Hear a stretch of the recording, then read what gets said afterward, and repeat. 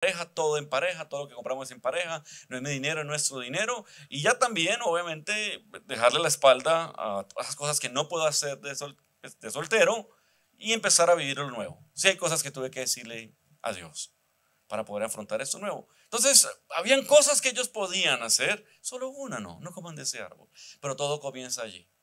Entonces quiero que partiendo de eso que está claro, Dios dio un mandamiento no difícil de ejecutar, un mandamiento no difícil de obedecer. Todo empieza a desmoronarse desde el origen. Y para entender cómo está la humanidad tenemos que ir a Génesis, para que nos leamos en Génesis, nos veamos en Génesis y bueno, y podamos, antes de cambiar el mundo, cambiarnos a nosotros. Entonces comencemos con esto. En primer lugar, la palabra de Dios es cuestionada. Ya saben, hay un mandamiento, pero en primer lugar, esa caída que empieza a ocurrir comienza con un cuestionamiento de la palabra de Dios, porque yo creo que miremos que hay un proceso que ocurre acá. No fue una caída de repente. Casi nadie es infiel de repente. Casi nadie mata de repente. Casi siempre es un proceso. Y todo este proceso de la caída del hombre inicia con un cuestionamiento de la palabra de Dios. En Génesis capítulo 3, versículos 1 al 3, dice la escritura: la serpiente era el más astuto de todos los animales salvajes que el Señor Dios había hecho. Cierto día le preguntó a la mujer: ¿de veras Dios les dijo que no deben comer del fruto de ninguno de los árboles del huerto? Claro que podemos comer del fruto de los árboles del huerto, contestó la mujer. Es solo del fruto del árbol que está en medio del huerto el que no se nos permite comer. Dios dijo: no deben comerlo, ni siquiera tocarlo. Si lo hacen, morirán. Entonces viene la serpiente a traer un cuestionamiento a lo que Dios había dicho. Dios había dicho: coman de todos los frutos, menos de este, no coman de este. Y viene la serpiente tratando de agrietar, tratando de erosionar la confianza del hombre en su creador, en su Señor. Viene y trae ese cuestionamiento, con que Dios les dijo. Mira que Dios no dijo que no podían comer de ninguno. Coman de todos, menos de uno. Pero ese mismo modus operandi sigue ocurriendo hoy en día. Satanás sigue trayendo cuestionamiento a la palabra de Dios y sorprendentemente la gente lo está creyendo. Y sorprendentemente mucha gente en la iglesia lo está creyendo. Y a mí eso me sorprende porque la gente está pagando a la psicóloga. Si me gusta la psicología, en este momento estoy estudiando algo y todavía me pregunto: ¿será que estudio psicología después? Porque me gusta mucho el comportamiento humano. Mi esposa dice que no estudie más, por favor. Pero no sé, esta es la discusión familiar. A veces digo no más. Pero algo gustándome la psicología, creo que una carrera muy bonita para ayudar a los otros. Pero algo que me cuestiona es que la gente le está pagando a un psicólogo 50, 60, 100, 200,000 la consulta para que les diga lo que Dios ya les dice. Ay, vengo tan feliz del psicólogo, me dijo que me quisiera, me dijo que me valorara. Ok, ¿cuánto te cobró? 200. Porque le están creyendo más a otras personas. Ayer estaba hablando con alguien que fue pastor y estaba teniendo una crisis profunda en su matrimonio. Estaba considerando divorciarse, una tragedia. Y yo, bueno, cuéntame cómo has lidiado con esto. Y no, y en estos días vi algo sobre el budismo, la ley del Dharma, que hay que desprenderse. ¿Qué ha dicho la Biblia todo el tiempo? ¿Qué dice Hebreos 12, 1 al 2? Despojados de todo peso y del pecado que los asedia. ¿Qué dijo Jesucristo? Llevad mi yugo. ¿Por qué el Dharma tiene más influencia, trajo más libertad a tu vida que lo que las escrituras siempre han dicho? Y era pastor, fue pastor, ya no lo era. Pero para mí es una preocupación, porque esa forma de Satanás de erosionar nuestras creencias en la palabra está dándole fruto. A los muchachos en la universidad les cambian el chip. El sistema educativo está completamente corrompido, está completamente secuestrado por la ideología. Completamente secuestrado, especialmente desde que los científicos sociales secuestraron toda la academia. Ahora todo es ideológico. La ciencia se les está dando la espalda. Y van nuestros muchachos a la universidad, muchos creyentes, y les cambian el chip. Los hacen dudar sobre su identidad sexual, los hacen dudar sobre siquiera Dios existe, y empiezan a abrazar religiones ancestrales porque piensan que están siendo unos activistas sociales cuando hacen estas cosas, porque convierten a sus profesores. Yo soy profesor Para mí se me rompió el ídolo hace mucho tiempo. Esos profesores con batas blancas y sus doctorados allí los elevan a esos pedestales y le están creyendo más que a la palabra de Dios. Yo llegué a la universidad en el 99, con 17 años. Empecé a estudiar ingeniería en la Universidad Nacional. Y allí, aunque llevaba 2 años yendo a la iglesia, no me había convertido. Veía pornografía el sábado en la noche y estaba brincando en la iglesia el domingo. Por 2 años, por 2 años. Pero el primer semestre de la universidad el Señor me toca. Y ahorita les cuento en qué contexto me tocó. Me cambió la vida, me cambió mi proyecto de vida, me cambió todo. De querer ser ingeniero y estar viendo una cabaña aislado de todo el mundo porque soy introvertido. He aprendido a hablar y me mantengo hablando, pero para mí no es fácil pararme delante públicos. El Señor pues hizo esa obra en mí. Me cuesta, yo quería vivir aislado y con animales y el Señor me cambió mi vocación, con mi proyecto de vida, a ser profesor, a ser pastor y a dedicarme a esto, a lo que me dedico. Pero llegando a la universidad, entonces empecé a tener cuestionamientos que nunca había tenido. Entonces, si venimos de Dios, ¿qué es la teoría de la evolución? Y ciencia y fe, hay conflicto, uno tiene que renunciar al intelecto para abrazar a Dios. Pues ya había tenido una experiencia con Dios, Dios me había cambiado la vida, una experiencia sobrenatural.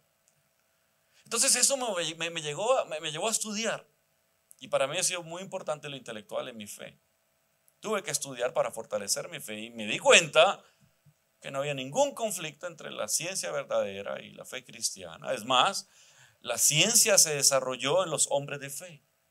Al principio, los grandes impulsores de la ciencia eran todos creyentes. Entre ellos, quizá el más grande científico de todos los tiempos, Isaac Newton. Y así puedes ir estudiando y hombres de fe, algunos incluso teólogos como Isaac Newton o ministros como Mendel.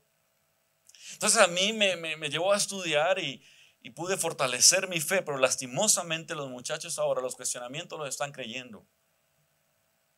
Sale una película como El Código Da Vinci, bueno, me encanta el Código Da Vinci, como película me parece muy bien hecha, como novela histórica es un fraude, aunque Dan Brown, su escritor, la propone como una novela histórica. Pero en el Código Da Vinci y las dos películas que siguen, Ángeles y Demonios e Inferno,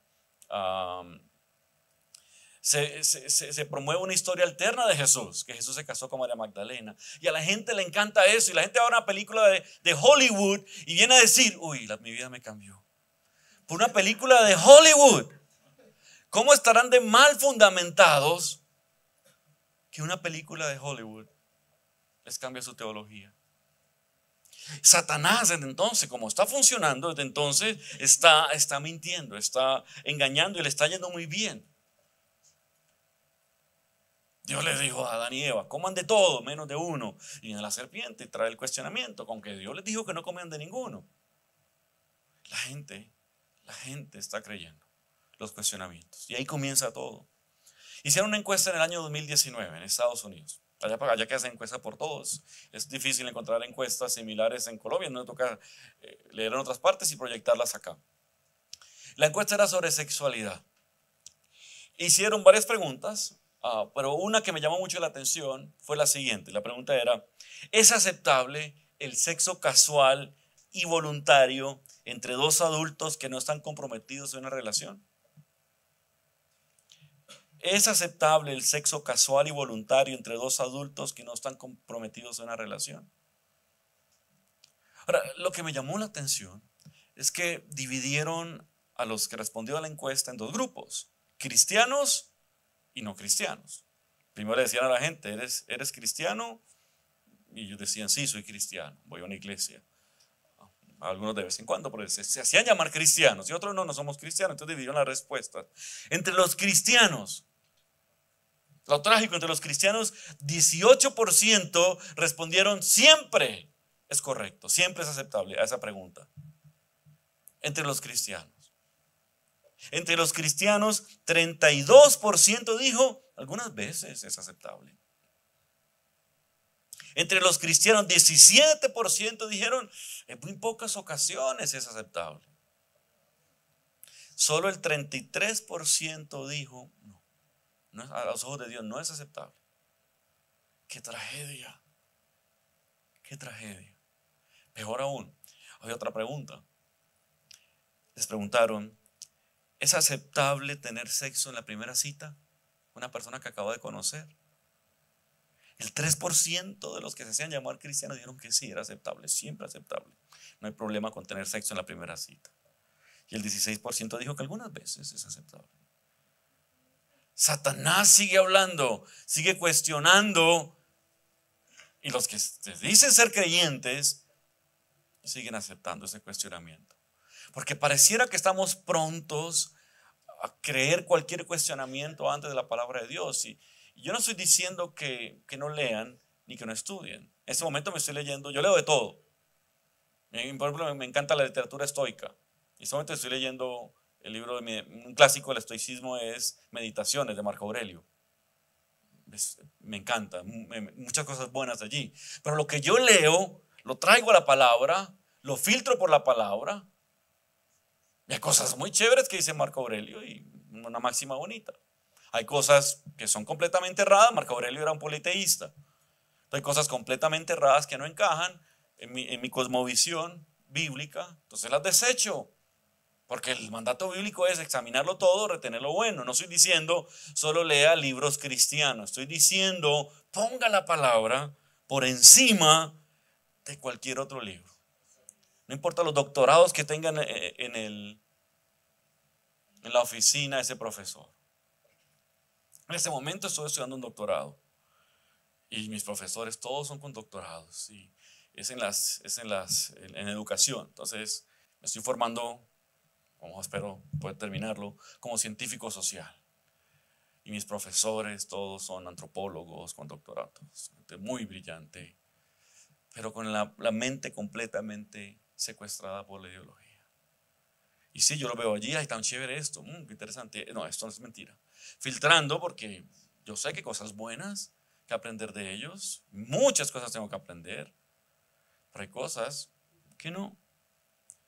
Desde el principio, Satanás trae cuestionamiento a la palabra. Entonces las preguntas que quiero traerle en ese punto es, ¿qué mentiras acerca de Dios estás creyendo? ¿Qué mentiras acerca de ti, de tu valor estás creyendo? ¿Y a quién o a qué le estás creyendo por encima de lo que Dios dice? Y es un desafío, no estoy diciendo que pueda ser fácil para algunos. Porque si tuviste un mal padre, un papá que te abandonó, venir a la Biblia y conocer a un Dios Padre, hay una lucha allí fuerte porque tu experiencia con un padre fue pésima. Y vienes y reconoces y aprendes que Dios es papá. Entonces hay un choque allí, necesitas conocer a ese Dios que quiere restaurar tu imagen de papá. No siendo que sea fácil, pero te quiero señalar la ruta. Todo comenzó con un cuestionamiento a la palabra de Dios. Pero no se quedó allí. Luego de que la palabra fue cuestionada, la bondad de Dios es cuestionada. Mira cómo sigue avanzando la conversación de la serpiente con Eva. Versículos 4 y 5. No morirán. Eva le responde, recuerda, Eva le dijo, no vamos, podemos comer de todo menos de uno. Y la serpiente le dice, no morirán. Respondió la serpiente a la mujer. Dios sabe que en cuanto coman del fruto, se les abrirán los ojos y serán como Dios con el conocimiento del bien y del mal. Mira, Satanás logró con este cuestionamiento que Eva creyese que esa norma, que ese mandamiento, Dios lo había puesto allí por su propio interés. Mira lo que les convenció. Dios sabe que si ustedes comen de ese fruto van a ser como Él. Y lo que está diciendo allí es de forma implícita es, Él no quiere compartirlo de Él. Satanás logró que ellos pensaran que Dios era egoísta, o que Dios era inseguro, o que Dios no quería compartir con ellos. Qué absurdo, ¿no? Los hace a su imagen. Y logra hacerle creer a Eva. Logra hacerle creer que las intenciones de Dios no eran buenas. Y por eso yo eso lo conecto con la bondad de Dios, porque si tú dudas de las intenciones de cualquier persona, mucho más de Dios, pues esa persona va a dejar de tener cierta influencia en tu vida. Si tú dudas que una persona sea honorable, no le vas a prestar dinero. O no vas a estar con esa persona en un negocio porque me va a dejar enredado en ese negocio. Si tú logras dudar de que una persona es confiable, honorable, buena, esa persona deja de ser alguien importante, determinante. Y si venimos al evangelio, pues no vas a poder ser cristiano. Puedes venir a la iglesia, puedes tener Biblia, puedes cantar, pero el cristianismo tiene todo que ver con confiar en el Señor. Y si Satanás logra que no confíes en el Señor, que dudes de sus intenciones, que pienses que lo que dice es por mojigato, aguafiesta, especialmente con la sexualidad, y hablo mucho de la sexualidad porque este mundo, el sexo lo está moviendo. Y uno de los grandes impedimentos de muchos jóvenes para seguir al Señor es lo que dice la sexualidad. Y el Señor dice que tu cuerpo y mi cuerpo no nació para la fornicación. Y yo le decía a unos muchachos, estaba en un campamento de jóvenes de un colegio la semana pasada, hablando de sexualidad. Y yo les decía, Dios te diseñó para tener sexo, no para ver el sexo. Y si te pones a ver pornografía, estás desviando tu diseño. Y cuando seas un actor del sexo, es decir, cuando te cases, tengas una pareja, lo vas a hacer muy mal. La pornografía está dañando matrimonios, está dañando vidas. Profundamente. Ustedes no saben en lo pastoral lo que nos toca ver. Una de las grandes causantes, quizá el mayor, de la insatisfacción en los matrimonios, de mucha destrucción matrimonial, la pornografía. Porque es que Dios dijo, tu cuerpo no fue diseñado para eso. Pero no le creemos. No, Dios es un mojigato, pues yo me siento bien. Mira que se siente divertido. Satanás primero logra cuestionar la palabra de Dios y después logra que dudemos de sus intenciones y pensamos que sus mandamientos son fastidiosos, que sus mandamientos son por molestarnos la vida, que está ahí solo porque Él quiere que no pases bueno. Es más, Dios le dice a los casados en Corintios, le dice, casados, no se nieguen el uno al otro. Hablando del sexo. Es decir, casados, tengan el mayor sexo que puedan. 5 veces al día, si puede, hágale. Es bíblico. No se nieguen el uno al otro, a no ser que se pongan de acuerdo para orar. Porque no, vamos a entrar en un tiempo de oración, está bien. Como un ayuno de sexo, está bien. Pero tiene que haber un acuerdo. Mira que Dios es muy positivo frente al sexo, por eso me encanta. Dios es muy positivo frente al sexo. Me encanta Dios. Bueno, el sexo también, pero Dios también. Porque Dios es muy positivo. Nos dio ese regalo de la sexualidad, pero lo está protegiendo y nos dice matrimonio. Entonces, Satanás logra que dudemos de esa bondad de Dios, de que ese mandamiento lo dijo para protegerme, para que yo lo disfrute más. Y la gente le está creyendo y está dudando. Pero yo digo que si dudamos de la bondad de Dios va a ser imposible ser cristiano en ese sentido amplio del término, porque un cristiano es alguien que confía en Dios, tiene su vida rendida a Dios. Proverbios 3 del 5 al 6 nos hace la invitación. Confía en el Señor con todo tu corazón, no dependas de tu propio entendimiento, busca su voluntad en todo lo que hagas y Él te mostrará cuál camino tomar. Pero ¿cómo buscar la voluntad de alguien en quien no confías? ¿Cómo buscar la voluntad de alguien en quien dudas de sus intenciones, piensas que es inseguro o malvado?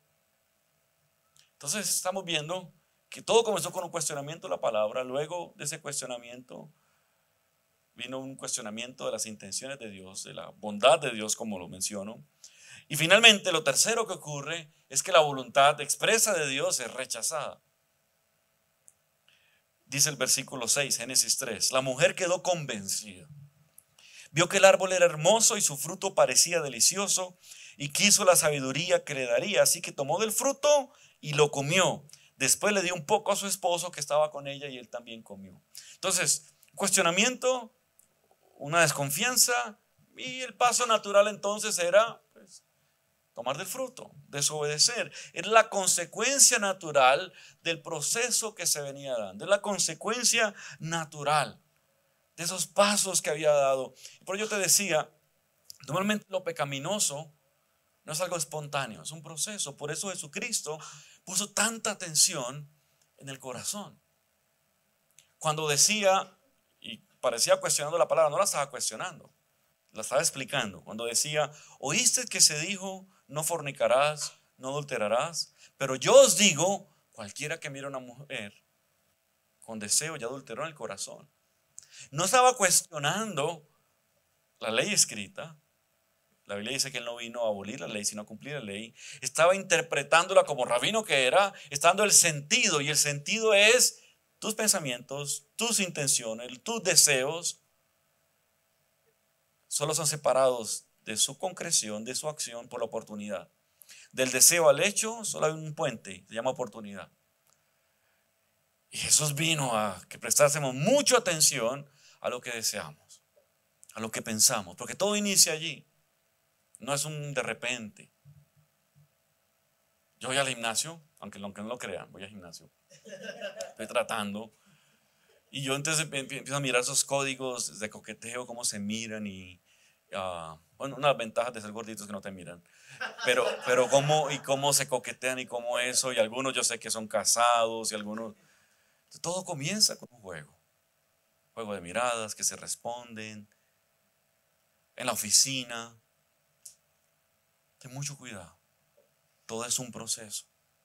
Y algunos acá podrían estar hoy caminando hacia una bancarrota financiera o bancarrota emocional o tragedia familiar porque empezaron a dar unos pasos que por ahora digamos no hay nada malo hoy. Pero en un año, en 6 meses, 2 años, estás borrando mensajes que escribes.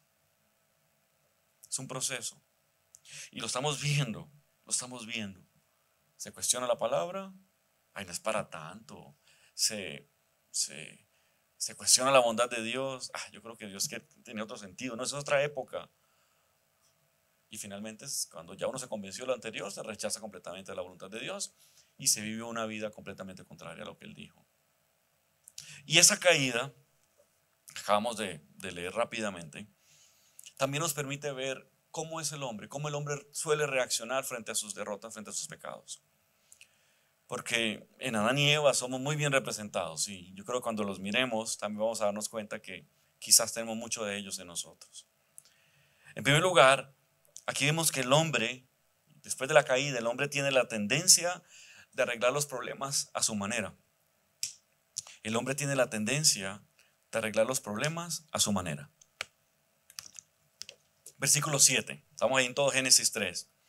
En ese momento, después de comer el fruto, se les abrieron los ojos y de pronto sintieron vergüenza por su desnudez.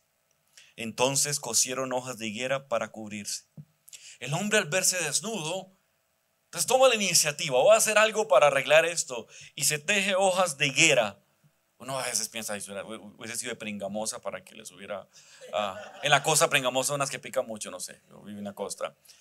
Y se tejen hojas de higuera, ellos tratando de solucionar un problema que causaron. Y es una tendencia que tenemos los seres humanos, un problema de la humanidad. Querer arreglar las cosas a su forma. Es que así lo siento. No, pero ¿qué dice la Escritura? ¿Qué dice Dios en relación a ese problema? Muchas veces estamos buscando soluciones exteriores a problemas de fondo, cosas superficiales a cosas que son estructurales. Pero es la tendencia del hombre. El problema aquí era profundo. Adán, el problema no era que estuviesen desnudos. Dios los ha hecho desnudos y no hay ningún problema con la desnudez. El problema era lo que había ocurrido. Pero ellos quisieron cubrir lo exterior. Y tenemos esa tendencia, tú y yo tenemos esa tendencia y tenemos que pelear contra esa tendencia. Tratar de mirar cómo lo hago a mi manera. Y la pregunta que nos debemos hacer es, Dios, ¿cómo hago esto? Dios, y rescatame, yo no sé. Hay cosas que no están en la Biblia directamente. No es porque la Biblia no sea completa. La Biblia es suficiente, pero no exhaustiva. La Biblia no dice a qué universidad ir, con quién casarte, si tomas ese negocio. Señor, que salga si ese negocio no va a salir.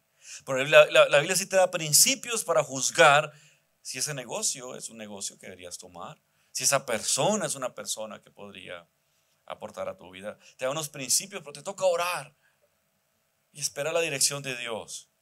Necesitamos la sabiduría de Dios para, con la escritura, navegar esta vida con tantas opciones que hay. Y a veces, lastimosamente, tenemos esa tendencia incrustada en nosotros de hacer las cosas a nuestra manera, como nos parece según nuestro criterio, y solemos a veces agrandar el problema. No sé, quizá alguno de ustedes está tratando de salir de un problema matrimonial o un problema financiero a tu manera, sin buscar ayuda, sin consultar a Dios. ¿Cómo lo hago? Con tu inteligencia, y no dudo que seas muy inteligente, pero la invitación es a que desconfíes un poquito de ti. Mi hija regresó hace un mes, estuvo fuera de casa por más de 6 meses estudiando algo, la mayor. Es la primera vez que se iba de casa, y cuando fuimos a llevarla y la dejamos allí, el consejo que yo le di es: hija, desconfía de ti. Como adolescente es hermosa, es chaparrita pero hermosa y muy inteligente, es brillante y conversadora, alegre. Pues yo le dije: hija, desconfía de ti. Que los adolescentes tienden a, jóvenes, a ser sobrados y creen que desconfía de ti. Consulta a Dios, busca a Dios, duda. En un mundo que el mensaje de todos los libros de autoayuda es: confía en ti mismo, sigue tus agallas, sigue tu corazón. La Biblia te dice: engañoso es el corazón más que todas las cosas. Pero es un mensaje contracultura. Hija, desconfía. Entonces también les quiero traer esa propuesta. Hey, sí, ustedes son inteligentes, pero consulta a Dios. Dios, ¿cómo arreglo esto? Yo lo haría de esta manera, pero ¿cómo? Porque la tendencia en nosotros es quererlo arreglar a nuestra manera, dejando a Dios de un lado.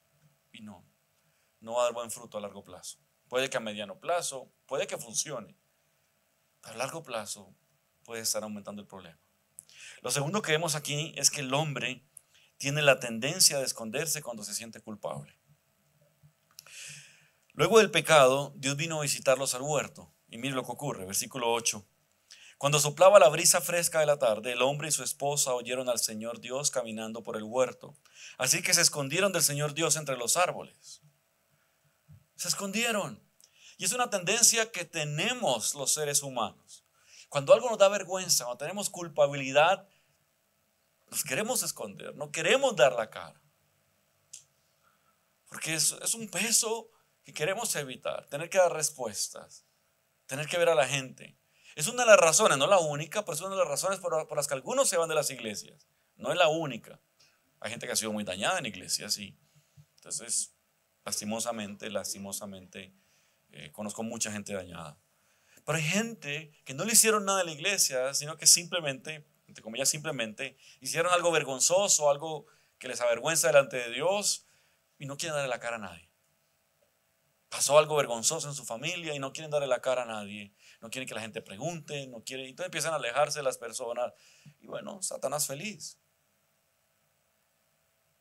Que es una tendencia que nos aísla de lo que nos puede ayudar. Es como si estás enfermo y ves un médico que viene allá y va a cruzar no, yo no quiero ver al médico. Pero estás enfermo, deberías correr al médico. Pero yo no sé si usted es de las personas que va al médico y como que quisiera impresionar al médico. Así es mi papá. Casi se muere hace 2 años de un infarto y siempre va como queriendo impresionar al médico en vez de decirle donde le duele aquí, acá, allá. Y no, como que quieren. Vas al médico es para que te diagnostique y te ayude a vivir más. Que te diga qué comida te está matando, qué necesitas hacer. Pero tenemos una tendencia a querer aparentar y tapar, como vimos en el primer punto. Queremos cubrir las cosas y a huir de cualquier cuestionamiento, de dar cuenta, de reconocernos vulnerables, frágiles. Y lo somos. Somos muy frágiles. Pero Adán y Eva, en vez de correr hacia Dios, cuando lo vieron en el huerto, corrieron de Dios. Se fueron a esconder. Y es una tendencia que tú y yo tenemos. Cuando ese pecado que hemos querido vencer y no lo vencemos, cuando pasa eso que es tan doloroso y tan vergonzoso, la tendencia a veces es salir corriendo. Cuando, repito, lo contrario debería ser salir corriendo hacia Dios. Y Satanás sabe esa tendencia de nosotros. Por eso en Apocalipsis 12:10 se nos menciona a Satanás como el acusador. de los hermanos. Él sabe que acusándonos nos minimiza. Él sabe que acusándonos, que haciéndonos sentir mal nos aísla, nos aparta. Y apartados, aislados, somos mucho más frágiles. Tú y yo tenemos esa tendencia.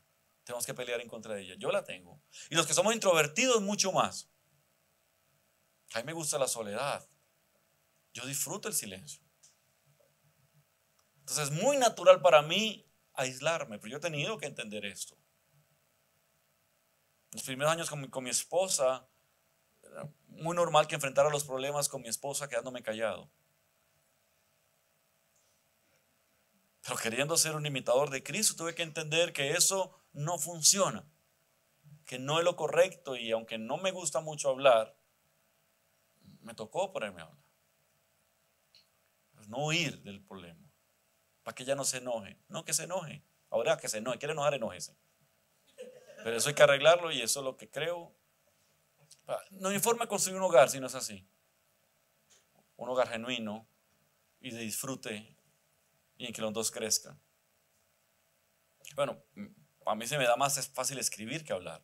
Entonces siempre yo le mando una nota primero, una carta primero, y después hablamos, porque ella sí habla muy fácil. Entonces yo mando unas pastorales, porque se me facilita más escribir. Pero es entendiendo esto, no me puedo esconder. Esconderme no le hizo bien a mi matrimonio. Esconderme no le hace bien a mis hijos. Esconderme no trae florecimiento. Y no es lo que Dios quiere, no es lo que va a solucionar, pero es la tendencia que tengo. Y muchos de ustedes quizá la tienen. Esconderse lo que va a hacer es que el problema aumente y que Satanás gane espacio. Y lo tercero que quiero que miremos de la reacción del hombre es que el hombre tiene la tendencia de trasladar la culpa. Esa tendencia que tenemos de minimizar nuestra responsabilidad y decir es culpa del otro. Versículo 11 del 13. ¿Quién te dijo que estabas desnudo? Recuerda que el hombre huyó de Dios, le dijo que estaba avergonzado porque estaba desnudo, y Dios le pregunta, ¿quién te dijo que estabas desnudo? Le preguntó el Señor Dios. ¿Acaso has comido del fruto del árbol que te ordené que no comieras? El hombre contestó, la mujer que tú me diste. La mujer que tú me diste. Casi que indirectamente sugiriendo que, hey, Dios, es parte de tu problema, porque usted me la dio, yo no se la pedí, yo estaba feliz soltero. Porque es interesante que fue Dios el que dijo, no es bueno que el hombre esté solo. Nunca se nos ve al hombre deprimido porque estaba solo. El hombre estaba feliz jugando con los animales, el hombre estaba feliz poniendo nombres a los animales. Nunca el texto nos da a entender que el hombre sintió. No, él no sabía lo que estaba perdiendo con una mujer, no sabía. Entonces uno no puede extrañar lo que no ha tenido, y Dios lo llenaba completamente. Después Dios decidió llenarlo con una persona, usar una persona en que se complementen mutuamente. La mujer que tú me diste fue quien me dio el fruto y yo lo comí. Entonces el Señor Dios le preguntó a la mujer, ¿qué has hecho? A la serpiente. Me engañó, contestó ella, por eso comí. Entonces vemos al hombre en esa inclinación que todos tenemos de trasladar la culpa. Adán, ¿vos qué hiciste? Ay, esa mujer que me diste. Eva, ¿vos qué hiciste? La serpiente. Y la serpiente no podía echarle la culpa a nadie más. Ella sí sabía que no había nada que hacer ahí. Pero tú y yo tenemos esa tendencia. Y hoy en día la ideología la está explotando su máxima expresión. Estamos en una cultura de victimización que no está haciendo bien para nada, absolutamente para nada. Porque mientras tengas una actitud de víctima, no vas a enfrentar tus problemas y no vas a salir adelante, no vas a superarlo. Y para mí un gran ejemplo de esto es lo que ocurrió con el grupo Hamas. ¿Se acuerdan? En octubre del 2023, Hamas atacó sorpresivamente a Israel. Fue un ataque salvaje. En ese ataque, 1.200 civiles fueron asesinados en ese ataque. Ahora van miles de muertos porque Israel contraatacó, obviamente, y 240 fueron secuestrados en ese día por Hamas cuando atacó Israel, y eso desató la guerra en la Franja de Gaza. Y entrevistaron a Ghazi Hamad, el vocero y uno de los líderes de Hamas. Él dijo lo siguiente, no se lo alcanzan a leer ahí. Él dijo, la existencia de Israel es lo que causa todo el dolor la sangre y las lágrimas. Es Israel, no somos nosotros. Nosotros somos las víctimas de la ocupación. Punto. Por lo tanto, nadie debería culparnos por las cosas que hacemos. Todo lo que hagamos es justificado. Cuando uno tiene la cultura de victimización insertada, no solo uno se cree que sufre por la causa de otro, que no tengo nada que ver con mi sufrimiento, sino que pienso que todo lo que yo haga es justificado porque soy una víctima. Y para alguien que quiere imitar a Cristo, déjame decirte, eso no te va a ayudar a imitarlo a Él. Porque es fundamental, si quieres cambiar de vida, que tú digas como David en el Salmo 51, Señor, contra ti he pecado. Sí, sé que mi papá no hizo una parte, sé que mi pareja no hizo una parte, sé que, sí, mucha gente pudo haber fallado, pero yo reaccioné frente a los errores de otros y también cometí otros errores. Entrevistaron, y eso ocurrió, a dos hermanos. Uno era alcohólico y otro nunca había consumido alcohol. Y le preguntaron al alcohólico, ¿por qué eres alcohólico? Y él dijo, mi papá era un alcohólico. ¿Y qué puedes esperar del hijo de un alcohólico? Mi papá me enseñó esto, yo lo vi en el ejemplo de mi papá. Le preguntaron al otro que nunca tocó el alcohol, ¿por qué no eres alcohólico? Por mi papá, dijo él. Yo vi a mi papá, yo sufrí la consecuencia del alcoholismo de mi papá. Yo no quería eso. No quería eso para mí, no quería eso para mi familia. Claro, es más fácil decirlo porque uno tiene unas inclinaciones fuertes. Pero lo que estoy diciéndote es que con el Señor, que es la buena noticia del Evangelio, ahorita todo eso era como una radiografía de por qué somos como somos, pero no es para quedarnos lamentando, no hay nada que hacer. Sí tengo inclinación al mal, a traslado la culpa, trato de arreglar las cosas a mi manera, me hago la víctima, implico que todos son culpables. No, la buena noticia, como dice este versículo 9, es que Dios toma la iniciativa de venir a buscarnos. Y es una muy buena noticia y es parte central del mensaje del Evangelio. Estábamos perdidos con un montón de tendencias pecaminosas, de inmadurez, de cosas incorrectas. Pero Dios, como fue a buscar a Adán, nos viene a buscar. Vino en Cristo a buscarnos. Entonces el Señor Dios llamó al hombre. ¿Dónde estás? ¿Dónde estás? Y yo creo que es que Dios no supiera dónde está. Es Dios lo sabe todo. Lo que Dios estaba buscando es que el hombre dimensionara: hey, estás huyendo de mí, estás dimensionando. Estás dimensionando que vine al huerto como suelo venir al huerto, y en vez de correr a mí, estás corriendo de mí. Adán, ¿dónde estás? Adán, ¿qué hiciste? Adán, ¿qué cambió? Y creo que la misma pregunta que sigue haciéndonos en medio de las cosas sucias que hacemos: ¿dónde estás? ¿Vas a seguir corriendo? ¿Vas a seguir trasladando la culpa? ¿Vas a seguir haciéndote la víctima? Reconociendo que gente te ha dañado. No estoy desconociendo eso. Pero especialmente como adulto, y aquí no hay niños en ese momento. Ya como adulto llega un momento donde dejas de ser una víctima, porque un niño casi que todo es víctima de los papás, consecuencia de la crianza, de los errores de crianza. Pero llega un momento donde ese niño se convierte en adolescente, ese adolescente se convierte en joven y adulto, y no puede seguir diciendo es culpa de papá y mamá, porque es un responsable por sus acciones, jurídicamente, pero delante de Dios mucho más. Dios sale al encuentro, Dios busca a Adán. Quizás Adán no quería, ojalá que Dios no venga hoy, pero Dios va. Adán, ¿dónde estás? Dios me salió al encuentro cuando yo no lo estaba buscando. Yo era un joven religioso, era un católico practicante, no era un católico de simplemente misa. Nosotros rezamos el rosario todos los días en la casa. Yo no era ni alcohol, no tomaba ni alcohol. Me emborraché un par de veces ese año cuando me gradué, pero el alcohol no era adicto. Como era introvertido, tenía que tomar un poquito para desinhibirme, pero no andaba con chicas, tampoco con chicos, pero no andaba con chicas. Mi esposa es mi única novia. Drogas, fueron un sancocho en el colegio que me engañaron y me lo comí, pero nunca un colegio público muy difícil que salí. Pero nunca. Entonces era una... Siempre devolvía las vueltas de los mandados. Ni un peso le robaba a mis papás. Algunos aquí yo sé que no devolvían las vueltas.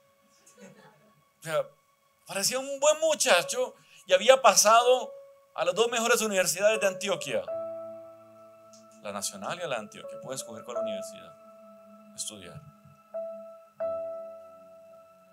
Yo no estaba buscando a Dios, yo estaba bien. El Señor sale a mi encuentro.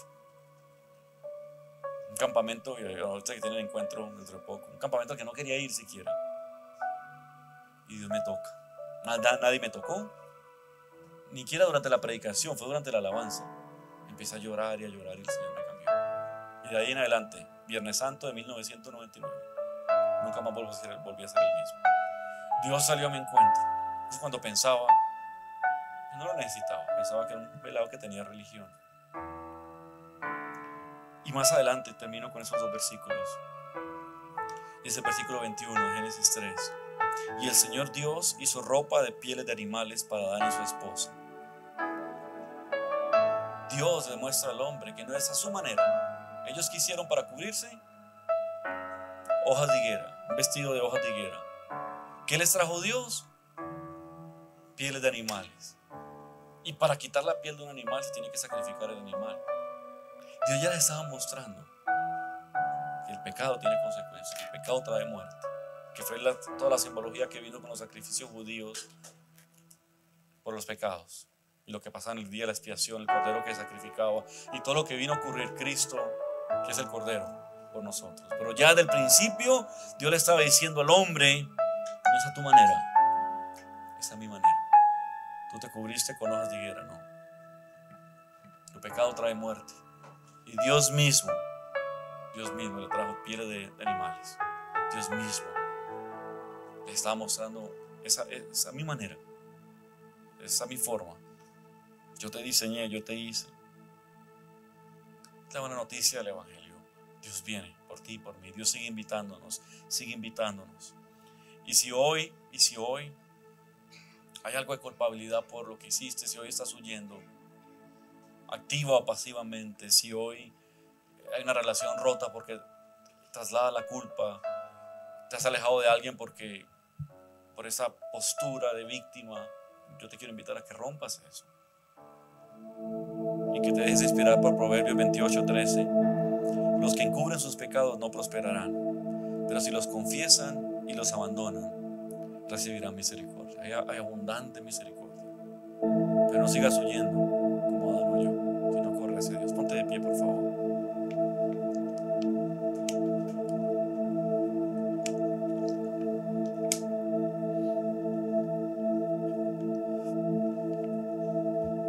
Señor, yo te doy gracias porque tú eres bueno.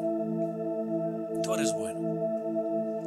La serpiente hizo que Eva creyese que tú no eras bueno, que tus mandamientos eran para que ellos no te quitaran algo, que tus mandamientos eran para protegerte tú mismo por inseguridades que tenías. Qué gran mentira, Señor. Tú eres bueno. Y yo no sé, mis amigos hoy acá que están viviendo en sus vidas. Yo no sé si algo lo que compartí hoy aplique algo que están viviendo hoy. Pero Espíritu Santo, si es así, te pido que tú les permitas ser convencidos por tu palabra, que tú les permitas ser cuestionados por tu palabra y que eso implique un viaje de regreso a ti. De cuerpo están aquí y es un gran paso, pero los que están aquí alejados de corazón de ti, Señor, vuélvelos, síguelos llamando como lo has hecho desde el principio. ¿Dónde estás? ¿Estás consciente de lo que estás haciendo? ¿Dónde estás? ¿Estás consciente de la conversación que estás sosteniendo en ese chat? ¿Dónde estás? ¿Estás consciente del lugar al que estás yendo, de las invitaciones que estás aceptando, de lo que estás consumiendo? ¿Dónde estás? ¿Estás consciente de los pensamientos que estás albergando, de los deseos que estás cocinando? ¿Dónde estás?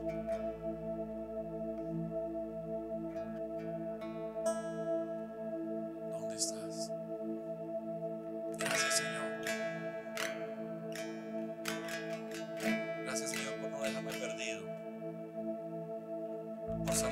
encuentro, incluso cuando pensé que estaba bien.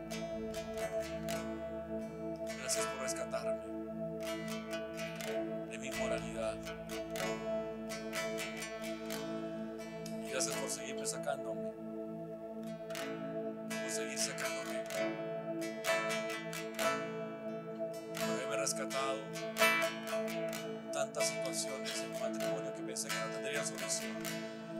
Y tú nos has rescatado, Señor. Cuando humanamente pensamos que nada podía hacerse, que estábamos tan separados acerca de algo que pensábamos diferente, o tan heridos por lo que nos dijimos en un momento de rabia, de dolor. Y tú vienes, Señor, y nos rescatas una vez más. Lo seguirás haciendo porque eres bueno. Señor, toca a cada uno de los que estamos acá, Señor. Permíteles ver cosas que no habían visto, entender cosas que no habían entendido.